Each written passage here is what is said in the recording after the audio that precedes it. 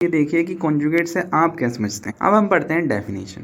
Late z बराबर a plus iota b। जैसा कि z बराबर a प्लस आयोटा b हम शुरुआत से पढ़ रहे हैं कि z एक कॉम्प्लेक्स नंबर है जिसे हम a प्लस आयोटा b की फॉर्म में लिख सकते हैं। ये चीज़ आपको याद हो जाएगी सुनते सुनते ही कि z is a complex number and any complex number when can be return, जब हम उसे a प्लस आयोटा b की फॉर्म में लिख सकें और अगर हम लिख पाएँ तब हम कहेंगे कि ये कॉम्प्लेक्स नंबर है। That any number is a complex number. तो z बराबर लिखेंगे z बराबर a plus iota b any complex number. a plus iota b एक कोई भी कॉम्प्लेक्स नंबर है। तो अगर हम बात करें इसके कॉन्जुगेट की तो conjugate the conjugate of z denoted by z बार। तो हम कॉन्जुगेट की बात करें कि कोई भी एक z नंबर है उसका कॉन्जुगेट निकालें तो उसे डिनोट सबसे पहले करते हैं z बार से। कोई भी कॉम्प्लेक्स नंबर है a प्लस आयोटा b, इसका कॉन्जुगेट निकालने के बाद जो आएगा वो आएगा a माइनस आयोटा b। तो कोई भी कॉम्प्लेक्स नंबर है a प्लस आयोटा b, उसका कॉन्जुगेट होगा z बार जो लिखा जाएगा a माइनस आयोटा b से, यानी कि जो इमेजिनरी पार्ट है उसके आगे का साइन चेंज कर दिया जाएगा। अगर माइनस है तो प्लस कर दिया जाएगा, तो प्लस है तो माइनस कर दिया जाएगा। तो हमने पढ़ा let z is equal to a plus iota b any complex number the conjugate of z denoted by z bar and is obtained by changing the sign of its imaginary part. ये obtained किया जा सकता है तभी जब हम इसके sign को चेंज कर देंगे तब। तो z बराबर जैसा कि है a प्लस आयोटा b, तो z बार बराबर होगा a प्लस आयोटा b के ऊपर होल बार, और इस बार को हटाने के लिए हमें कॉन्जुगेट कर देंगे और ये बन जाएगा a minus iota b। It mean z bar बराबर आ जाएगा a माइनस आयोटा b जो कि कॉन्जुगेट होगा z का जो क्या था a प्लस आयोटा b। तो कॉन्जुगेट आप समझ गए होंगे कि कोई भी एक z नंबर है a प्लस आयोटा b है, उसको डिनोट करेंगे z बार से। इसका कॉन्जुगेट निकालेंगे तो a प्लस आयोटा b था, उसका कॉन्जुगेट निकालेंगे तो a माइनस आयोटा b बन जाएगा। इट मीन्स इमेजिनरी पार्ट के आगे जो भी साइन है उस साइन को बदल दो, प्लस से माइनस कर दो, अगर माइनस है तो प्लस कर दो, तो वो कॉन्जुगेट निकल के आ जाएगा। कुछ नहीं, बिल्कुल सिंपल टर्म है बिल्कुल कॉन्जुगेट के बारे में। कॉन्जुगेट की अब कुछ प्रॉपर्टीज, जैसा कि पहली प्रॉपर्टी के बारे में अगर बात करें तो यहाँ पे कहा गया है कि z1 प्लस z2 का whole bar is equal to z1 bar plus z2 bar. इसको किस तरीके से समझेंगे? इस तरीके से ऐसे समझेंगे कि मान लो कोई एक कॉम्प्लेक्स नंबर है z1 और उसको ऐड कर रहे हैं सबसे पहले z2 से, तो z1 को पहले z2 से ऐड कर दिया और फिर ऐड करने के बाद जो भी रिजल्ट आया उसका कॉन्जुगेट ले लिया। वो रिजल्ट मान लो लेट सपोज k आया, लेट कर रहे हैं सिर्फ समझने के लिए। तो ये चीज़ लेफ्ट साइड वाली चीज़ समझ में आ गई। अब राइट साइड वाली बात कर रहे हैं कि कोई एक कॉम्प्लेक्स नंबर है z1, तो पहले उसका हम कॉन्जुगेट कर देंगे, और एक कॉम्प्लेक्स नंबर है z2 फिर उसका कॉन्जुगेट कर देंगे, और दोनों को फिर कॉन्जुगेट करने के बाद ऐड कर देंगे। तो ऐड करने के बाद जो रिज़ल्ट आएगा वो सेम वैसे ही के रिज़ल्ट आएगा। तो दोनों के जो रिज़ल्ट हैं कि पहले z1 और z2 को ऐड किया फिर उसके बाद कॉन्जुगेट लिया, जो भी रिज़ल्ट आया वो रिज़ल्ट सेम होगा। पहले z1 को कॉन्जुगेट निकाला उसका, फिर z2 का कॉन्जुगेट निकाला और फिर सेपरेटली कॉन्जुगेट निकालने के बाद फिर ऐड किया, तो दोनों का जो रिजल्ट आया वो सेम आया। सिमिलरली प्रॉपर्टी नंबर 2 क्या है कि पहले z1 हमारे पास एक कॉम्प्लेक्स नंबर है, दूसरा जो है वो z2 कॉम्प्लेक्स नंबर है। दोनों कॉम्प्लेक्स नंबर्स में सबसे पहले सब्ट्रैक्शन किया z1 माइनस z2 और फिर उसके बाद उसका कॉन्जुगेट निकाल लिया। तो जो वैल्यू आएगी वो इक्वल होगी जब हम z1 लें और एक z2 लें, पहले उसका कॉन्जुगेट निकाल लें और फिर बाद में ऐड करें, जो रिज़ल्ट आएगा वो दोनों का सेम होगा। सिमिलरली हमारी थर्ड प्रॉपर्टी आ जाती है। थर्ड प्रॉपर्टी भी वही चीज़ कहती है कि पहले z1 लिया फिर z2, यानी कि z1 is a complex number, z2 भी एक कॉम्प्लेक्स नंबर है, फिर दोनों को मल्टीप्लाई कर दिया, फिर उसके बाद इन दोनों का कॉन्जुगेट ले लिया, जो भी रिजल्ट आया उसका कॉन्जुगेट ले लिया। या पहले क्या करा, z1 लिया और z2 दो कॉम्प्लेक्स नंबर हैं, दोनों का कॉन्जुगेट किया, फिर उसके बाद मल्टीप्लाई किया दोनों को, तो जो रिजल्ट आया वो सेम आएगा। ये थर्ड प्रॉपर्टी हो गई। अब हम बात करते हैं प्रॉपर्टी नंबर 4। देखते के साथ ही ये भी आपको समझ में आ रही हो कि एक कॉम्प्लेक्स नंबर है z1 और एक कॉम्प्लेक्स नंबर है z2, दोनों को पहले डिवाइड कर दिया, डिवाइड करने के बाद फिर उसका कॉन्जुगेट ले लिया, डिवाइड करने के बाद कॉन्जुगेट लिया, जो भी रिजल्ट आया फिर उसका कॉन्जुगेट लिया।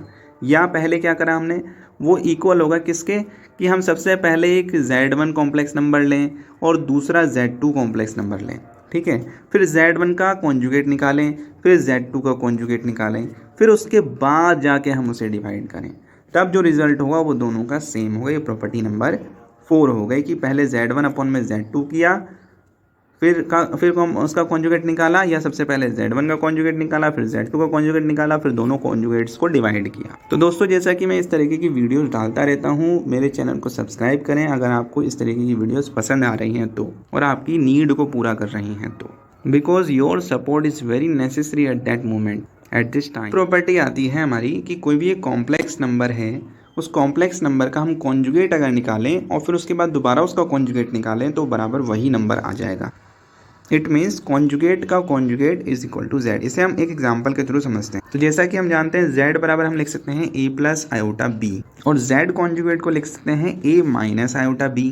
जब हम Z कॉन्जुगेट को A माइनस आयोटा B लिख सकते हैं तो Z कॉन्जुगेट का कॉन्जुगेट जब हम करेंगे तो दोबारा से इसके आगे इमेजिनरी पार्ट के आगे माइनस साइन लग जाएगा, तो A minus of minus iota B बन जाएगा। फिर उसके बाद ये माइनस माइनस मल्टीप्लाई होंगे तो A प्लस आयोटा B बन जाएगा। और A प्लस आयोटा B क्या है? Z है। जैसा कि हम देख सकते हैं A प्लस आयोटा B क्या है? Z है। तो इट मीन्स Z का जब हम कॉन्जुगेट करेंगे, Z का कॉन्जुगेट फाइनली वही Z होगा। ये थी फिफ्थ प्रॉपर्टी कॉन्जुगेट की। It means indeed the conjugate of any finite sum, any product of sum product of conjugates is conjugate. अब कॉन्जुगेट के साथ कुछ और ऑपरेशंस करते हैं with the help of complex number. तो यहाँ पर कहा गया है कि कोई एक Z कॉम्प्लेक्स नंबर है और एक कॉन्जुगेट निकाला है हमने उसका Z का ही, और उसको साथ ऐड कर रहे हैं, यानी कि कोई एक कॉन्जुगेट एक Z कॉम्प्लेक्स नंबर है और उस कॉम्प्लेक्स नंबर को ऐड कर रहे हैं विद देयर कॉन्जुगेट, उसी के कॉन्जुगेट के साथ। It means Z plus Z bar, conjugate of Z plus complex number Z। तब क्या होगा? तो चलिए करके देख लेते हैं कि Z को लिख सकते हैं A plus iota B, Z बार को मतलब A प्लस आयोटा B का होल बार, तो उसे लिख सकते हैं A माइनस आयोटा B। तो A प्लस आयोटा B और A माइनस आयोटा B, अब प्लस करेंगे तो A जो है प्लस A के साथ ऐड होगा तो ये बन जाएगा 2A, और जो प्लस आयोटा बी है वो ऐड होगा माइनस आयोटा बी के साथ, और जब माइनस और प्लस दोनों जब ऐड हो रहेंगे, प्लस आयोटा बी और माइनस आयोटा बी कैंसिल हो जाएंगे, फाइनली बचेगा 2A ओनली। और A क्या है? A के real part and real part of Z। तो A की जगह पे हम लिख सकते हैं रियल पार्ट ऑफ Z, और 2 जो कॉन्स्टेंट है वो बाहर लिख देंगे, यानी कि 2 इंटू में real part of Z, 2 real part of Z। Finally इससे कंक्लूजन निकला कि कोई एक कॉम्प्लेक्स नंबर है, उसको ऐड करें उसके ही कॉन्जुगेट के साथ तो हमें 2 रियल पार्ट ऑफ Z मिलेगा। अब दूसरा ऑपरेशन करते हैं कि Z माइनस Z बार, यानी कि ये कोई एक कॉम्प्लेक्स नंबर है उसके कॉन्जुगेट के साथ माइनस कर रहे हैं हम, तो Z को लिखते हैं A plus iota B minus of Z बार, यानी कि A प्लस आयोटा B का होल बार, इसका कॉन्जुगेट निकाल रहे हैं तो इसका कॉन्जुगेट होगा A माइनस आयोटा B, ये A प्लस आयोटा B, बीच में सब्ट्रैक्शन हो रहा है तो अब क्या होगा? A जो है वो इसके साथ ऑपरेट होगा, A माइनस A जो कि कैंसिल आउट हो जाएगा, और जो आयोटा बी है वो आयोटा बी के साथ ऑपरेट होगा, तो प्लस आयोटा बी और ये माइनस आयोटा बी जो है वो इधर बाहर आके प्लस आयोटा बी बन जाएगा। तो ये प्लस आयोटा बी क्या हो जाएगा? Plus 2 iota b. और बी क्या है? बी एक इमेजिनरी पार्ट है, तो बी की जगह पे लिख दिया इमेजिनरी पार्ट ऑफ Z, और कांस्टेंट क्या आया? 2 iota is a constant. Then we can write when we subtract from a complex number to their conjugate then we get 2 iota imaginary part of Z। तो यहाँ से हमें पता चला कि Z प्लस Z बार बराबर 2 real part of Z, Z minus Z bar is equal to 2 iota imaginary part of Z। जहाँ पर जो 2 मल्टीप्लाई हो रहा है जो यहाँ पर रियल पार्ट ऑफ Z से, तो वो 2 इधर जाके Z प्लस Z बार के नीचे आ जाएगा, तो Z plus Z bar by 2 is equal to real part of Z, and imaginary part of Z हो जाएगा Z minus Z bar upon में 2 आयोटा, जब इन दोनों को हम इक्वेट करेंगे। जैसे हमने एडिशन और सब्ट्रैक्शन करके एक रिजल्ट मिला, इसी तरीके से हम मल्टीप्लाई करते हैं। Also when we multiply Z into Z bar then we get mod of Z square. ये कैलकुलेशन आप खुद करने की कोशिश कीजिए। तो इससे कंक्लूजन मिलेगा कि जब हम किसी कॉम्प्लेक्स नंबर को उसके कॉन्जुगेट से जब मल्टीप्लाई करते हैं तो इसका मतलब होता है कि उस कॉम्प्लेक्स नंबर का मोड लगाओ, फिर उसका उसका स्क्वायर कर दो। तो यहाँ पर एक्चुअली में हो क्या रहा है कि Z बराबर A प्लस आयोटा बी लिख सकते हैं B, और Z बार बराबर A प्लस आयोटा B का होल बार जो कि होगा A माइनस आयोटा B, और ये A जो है A के साथ मल्टीप्लाई होगा, A जो है माइनस आयोटा B के साथ मल्टीप्लाई होगा, और फिर उसके बाद आयोटा B जो है A के साथ, फिर आयोटा B जो है माइनस B आयोटा B के साथ, finally A square plus B square बनेगा, और A स्क्वायर B को मोड ऑफ Z का स्क्वायर कह सकते हैं। इससे हमें पता चल जाएगा कि Z into Z bar is equal to mod of Z का स्क्वायर। ग्राफिकली देखें तो इसका ग्राफ जो होता है वो कुछ इस तरीके का होता है कि ये एक्स एक्सिस है, ये वाई एक्सिस है, और या हम बोलें कि रियल पार्ट का है, और ये इमेजिनरी एक्सिस है, ये रियल एक्सिस है, ये इमेजिनरी एक्सिस है कॉम्प्लेक्स नंबर। मोड जेड की जो ग्राफ बनता है वो ऐसे जाता है, ऐसे बनता है ग्राफ मोड जेड का। यहाँ पे जेड बराबर क्या होगा, ए प्लस आयोटा बी। यहाँ पर ए जो है एक्स एक्सिस पर चल रहा है, रियल पार्ट है, ए जो है रियल पार्ट है जैसे कि रियल पार्ट है, और जो बी जो है वो इमेजिनरी पार्ट है तो इसलिए इमेजिनरी एक्सिस पे गया है। और फाइनली हमारे पास एक ट्राइंगल मिली। ये ट्राइंगल छोटा सा आपको दिखाई दे रहा होगा यहाँ पर ऐसे करके, ये ट्राइंगल मिल गया हमें। अब आगे बात करते हैं इन्वर्स की। तो सबसे पहले इन्वर्स में ये बात कर लेते हैं, सबसे पहले एडिटिव इन्वर्स के बारे में। तो इन कॉम्प्लेक्स नंबर क्या किसी भी ग्रुप थ्योरी पढ़ो या रिंग थ्योरी पढ़ो, कहीं पर भी देख लो, इन्वर्स जो होता है हर एक नंबर का, हर एक मेंबर का, हर एक एलिमेंट का सेट के एक यूनिक ही इन्वर्स मिलता है। तो यहाँ पर एक चीज़ पता चलती है कि कोई भी अगर हम आइडेंटिटी निकालें तो आइडेंटिटी किसी एक सेट की एक ही होगी। जैसे additive identity is 0, multiplicative identity is 1। But inverse की बात करें तो इन्वर्स जो है सेट के हर एक मेंबर के लिए जो इन्वर्स निकलेगा वो यूनिक निकलेगा। हर एक मेंबर के लिए जो इन्वर्स होगा वो यूनिक होगा, जिसमें एडिटिव इन्वर्स अलग होगा और मल्टीप्लिकेटिव इन्वर्स अलग होगा। इन्वर्स से हम समझते क्या है कि जब हम किसी नंबर को उसके इन्वर्स के साथ ऑपरेट करते हैं तो हमें आइडेंटिटी एलिमेंट मिलता है। जैसे कोई एक नंबर है और ए का जो इन्वर्स होगा वो है माइनस ए, इसको जब मैं ऑपरेट करूँगा तो मिलेगा 0। तो ए जो है एक एलिमेंट है, जो ए माइनस में ए है जो वो है इस एलिमेंट का इन्वर्स, और जो 0 है वो आइडेंटिटी एलिमेंट है, एडिटिव आइडेंटिटी एलिमेंट। ये पता चल गया। इसी तरीके से मल्टीप्लिकेटिव इन्वर्स की बात करें कि कोई एक एलिमेंट है बी, इसको मैं ऑपरेट करता हूँ इसके इन्वर्स के साथ, तो इसका इन्वर्स होगा मल्टीप्लिकेटिव इन्वर्स 1/b। और फाइनली ये जो इससे कट जाएगा बचेगा 1। तो हम कह सकते हैं कोई एलिमेंट था b, इसका इन्वर्स था 1/b, इसके साथ जब ऑपरेट किया तो मिला क्या, आइडेंटिटी एलिमेंट। तो जैसे कि एक एलिमेंट है 2, ठीक है 2। अब इसमें हम निकालते हैं एडिटिव इन्वर्स, तो 2 का एडिटिव इन्वर्स होगा -2, इसको जब ऑपरेट करेंगे मिलेगा क्या, 0। तो 2 एलिमेंट का जो इन्वर्स निकला वो है -2, आइडेंटिटी में एलिमेंट मिला एडिटिव आइडेंटिटी। तो जब हम किसी एलिमेंट को उसके इन्वर्स के साथ जब ऑपरेट करते हैं, अगर एडिशन कर रहे हैं तो एडिटिव आइडेंटिटी मिलेगी, और अगर मान लो 2 है और उसको मल्टीप्लिकेटिव इन्वर्स निकाला उसका जो क्या था 1/2, फाइनली बना क्या 1, 2 से 2 कैंसिल तो बचा 1। तो 1 क्या है, एक मल्टीप्लिकेटिव आइडेंटिटी मिली, यूनिटी मिली। ये क्या था, इन्वर्स, और ये क्या है, एक एलिमेंट। तो ये कहानी हो गई एडिटिव इन्वर्स और मल्टीप्लिकेटिव इन्वर्स। अब डेफिनेशंस देख लेते हैं कुछ जो हमने नोट्स में लिखी हैं। अगर आपको ये वीडियो अच्छी लग रही है तो आप लाइक के जरिए मुझे बता सकते हैं, सब्सक्राइब के जरिए मुझे आप बता सकते हैं, जिससे मुझे और वीडियोस बनाने का उत्साह मिल सके। इस तरीके की मैं और अनेकों वीडियो लाने वाला हूँ, जिससे आप इसकी वो वीडियोस देखना चाहें तो आप मेरे चैनल को सब्सक्राइब भी कर सकते हैं। तो अब देखते हैं हम inverse. In a complex in C complex number z has a unique additive inverse.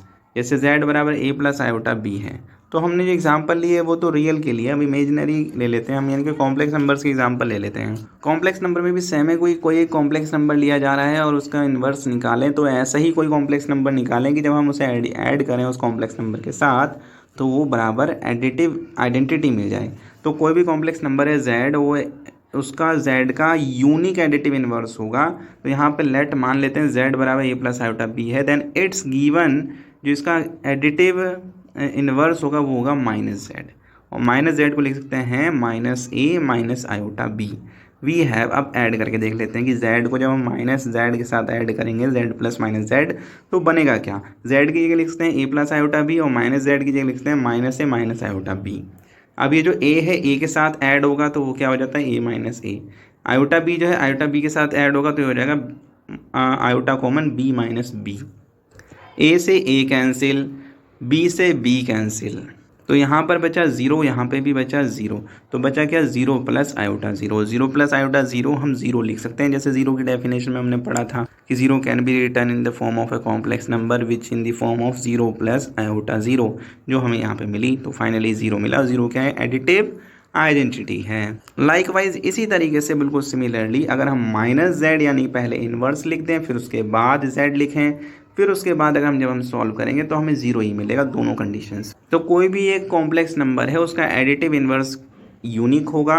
z बराबर हमने कोई कॉम्प्लेक्स नंबर ले लिया a प्लस आयोटा b, और z माइनस z जो है वो उसका इन्वर्स होगा, वो लिख सकते हैं -a माइनस आयोटा b।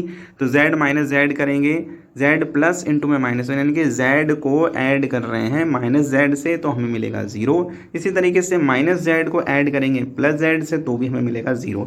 यहाँ पे 0 क्या है, एक एडिटिव आइडेंटिटी है और z क्या है, कॉम्प्लेक्स नंबर है, माइनस z क्या है, उसका इन्वर्स है। मान लो कोई भी अगर a है तो उसका इन्वर्स माइनस a होगा, b एक कॉम्प्लेक्स नंबर है तो उसका इन्वर्स जो होगा माइनस b होगा, अगर कोई k है तो उसका जो इन्वर्स होगा वो माइनस k होगा। क्यों? क्योंकि हम जानते हैं कि जो इन्वर्स होते हैं वो यूनिक होते हैं, हर एक एलिमेंट के अलग होते हैं। लेकिन अगर आइडेंटिटी की बात की जाए तो किसी एक सेट के लिए, पूरे एलिमेंट्स के लिए, सब के लिए एक आइडेंटिटी होती है। तो ये तो बात हो गई एडिटिव इन्वर्स की। अब अगली बात करते हैं मल्टीप्लिकेटिव इन्वर्स। तो मल्टीप्लिकेटिव इन्वर्स बिल्कुल सेम है। Every non zero complex number z has A multiplicative inverse. मान लो कोई भी नॉन जीरो, हमने कोई कॉम्प्लेक्स नंबर ले लिया, ऐसा कॉम्प्लेक्स नंबर जो जीरो नहीं है, सभी नॉन जीरो कॉम्प्लेक्स नंबर के लिए। क्यों नॉन जीरो कॉम्प्लेक्स नंबर? क्योंकि हम मल्टीप्लिकेटिव में क्या लेते हैं, मान लो कोई a है तो उसका जो इन्वर्स होगा 1/a होगा, तो जीरो हुआ तो इसका इन्वर्स 1/0 कैसे होगा? क्योंकि 1/0 तो नॉट डिफाइंड होता है, इसलिए 1/0 वाली कंडीशन ना है, इसलिए हम बोलेंगे नॉन जीरो कॉम्प्लेक्स नंबर की बात हो रही है कि नॉन जीरो हो। जीरो हुआ तो 1/0 नॉट डिफाइंड हो जाएगा, वहाँ पर फेल हो जाएगी कंडीशन, इसलिए नॉन जीरो कॉम्प्लेक्स नंबर की बात हो रही है।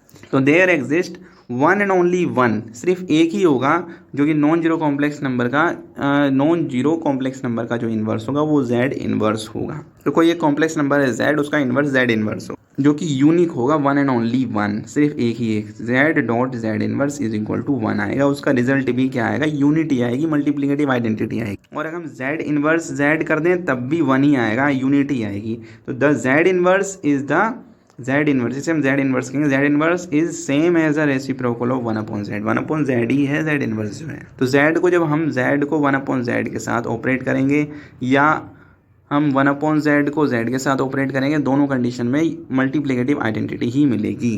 तो ये मल्टीप्लिकेटिव इन्वर्स की बात हो। तो कॉम्प्लेक्स नंबर्स को हम कंपेयर कर रहे हैं, जैसे कि कॉम्प्लेक्स नंबर जो पूरा नया वर्ल्ड मिला है आयोटा की वजह से, तो वो कितना सिमिलर है रियल नंबर वर्ल्ड से, कितना सिमिलर है, क्या सिमिलरिटी हैं, क्या डिफरेंसेस हैं, किस तौर पे, किस हिसाब से, किस बिहाफ पे वो डिस्टिंक्ट हो जाता है, अलग हो जाता है रियल नंबर सिस्टम। तो अभी तक हमने देखा कि arithmetic operation is also done in real number and also done in complex number. Arithmetic operation जैसे कि एडिशन, मल्टीप्लिकेशन, सब्ट्रैक्शन, डिवीजन, ये सब जैसे कि रियल नंबर में करते थे वैसे ही कॉम्प्लेक्स नंबर में करते रहेंगे हम आगे।